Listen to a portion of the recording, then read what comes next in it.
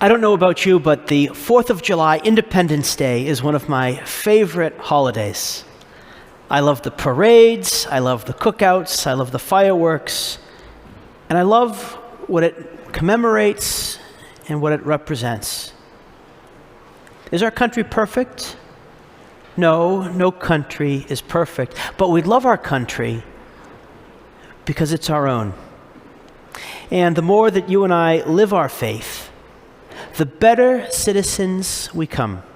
Because as we grow in discipleship, our hearts expand to embrace the people in whose midst God has placed us, our family, our friends, our local community, and our national community, wanting what is best for everybody. We're now in the 5th and the final week of our message series called All Aboard.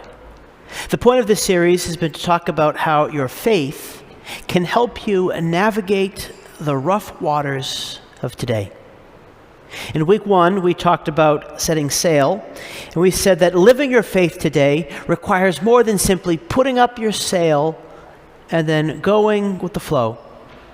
No, today, to live your faith, you have to steer directly into the wind. In week 2, we talked about the unruly currents of our day and how they can make us seasick. We said that the key to overcoming seasickness is not to focus on the waves and the ups and the downs, but rather to focus on the horizon, which we said was God and the things of God.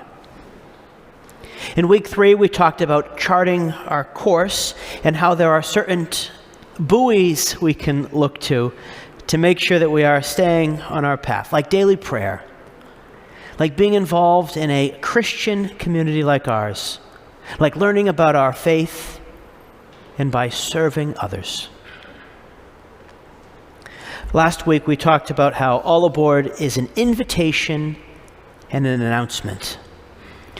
A lot of the inspiration from this series came from a short book that many of you read called From Christendom to Apostolic Mission.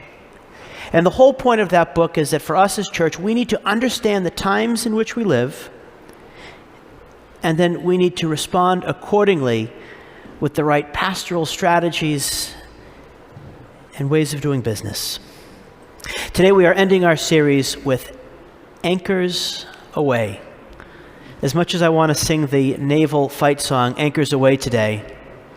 Well, do we have time? No, we don't have time. Anchors Aweigh means a ship's anchor has just been lifted off the ocean floor, and by implication, the voyage is now underway. Everyone, whether you realize it or not, is on a spiritual journey.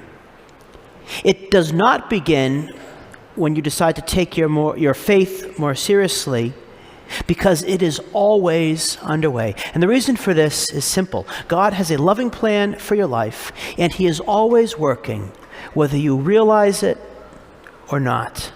Through everything, through the good and through the bad, God is working. Anchors Aweigh. Your personal voyage is underway.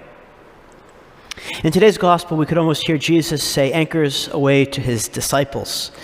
After a period of preparation, Jesus sent out the 72, 2 by 2, so we should see ourselves in them, and they share in Jesus' ministry by getting things ready in the places that Jesus intends to visit.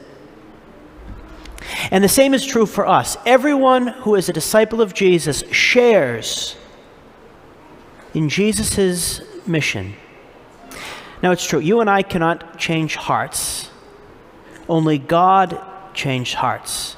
But we can and we should help get things ready.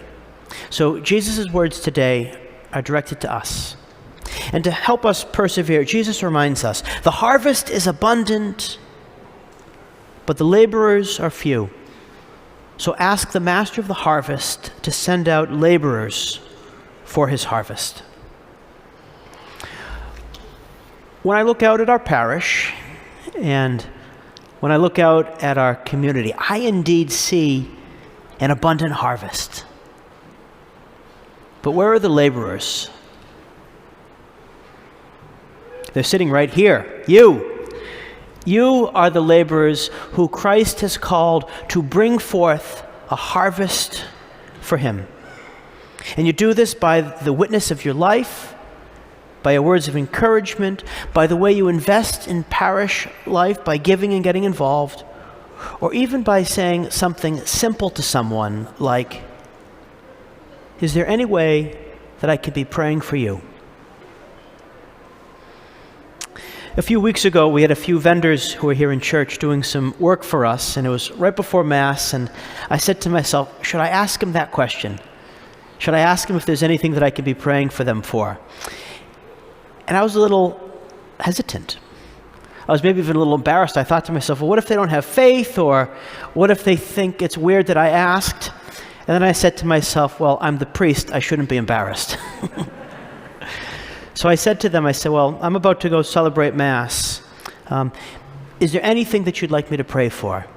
And when I said that, it was like a hairpin trigger, because one of the guys was covered in tattoos. It was like he was waiting for me to ask. And as soon as I said that, he jumped into what it seemed like he was waiting to tell me.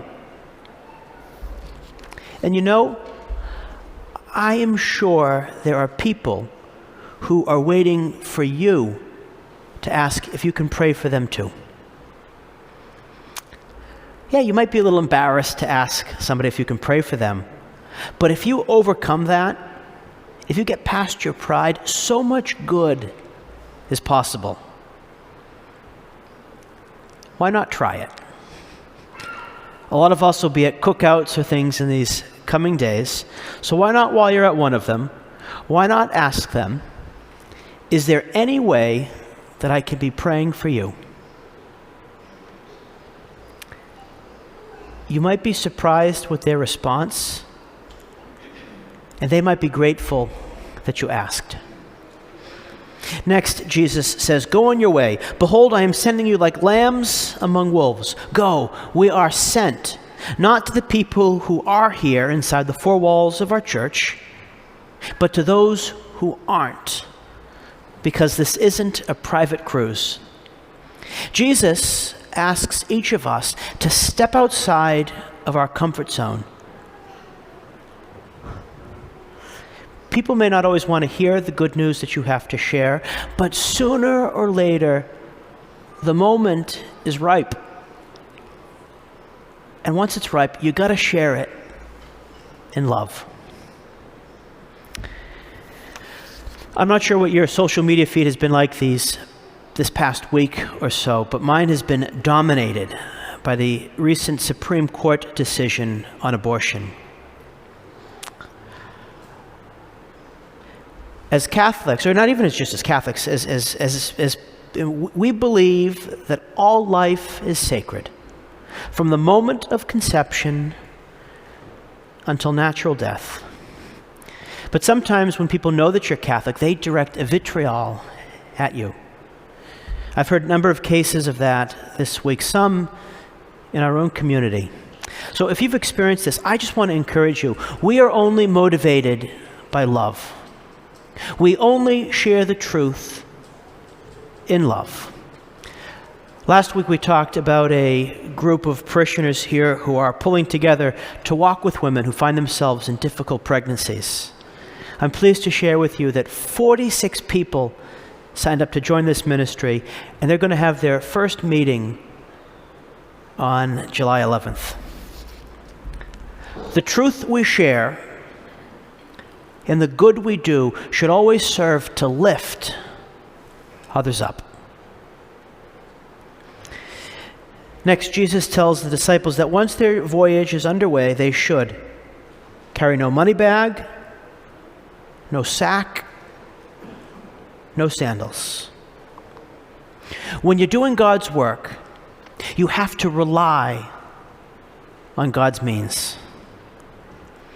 Think of the incredible work that Mother Teresa did, that work that still continues today through the order she founded, the Missionaries of Charity. Sure, the Missionaries of Charity make use of money, but it's not the money that makes their ministry possible. Their work is made possible by their reliance on God. And the more we trust in God, the more He stirs the hearts of those who have the means to get us what we need. And the more we trust in God, the less we worry about what others are going to think of us. Finally, in the gospel, Jesus tells us to say two things to the people we meet: peace and the kingdom of God is at hand for you. Simply put, your job as a disciple is to bring the peace of God's kingdom to everyone you meet. This isn't something that you as a disciple or us as a parish can put off until the time is perfect, sometime in the future. No, anchors aweigh, our voyage is underway. We have to share our faith now. So, in the coming week, what is one way you can help prepare for Jesus' arrival in someone's heart?